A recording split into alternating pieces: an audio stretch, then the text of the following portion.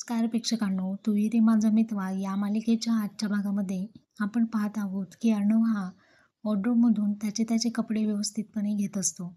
तेव्हा तो जिकडे जाईल तिकडे ईश्वरी त्याच्या मागे मागे करत असते. आता अर्णवला सुरुवातीला लक्षात येतं, तो पाहतो आणि डोळ्यांनीच विचारतो काय. ती म्हणते काही नाही.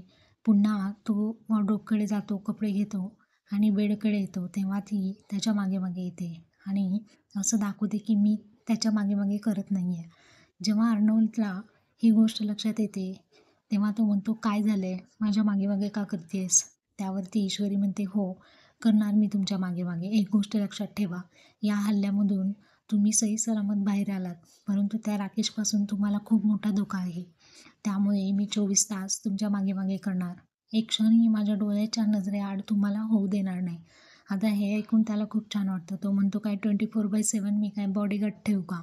असं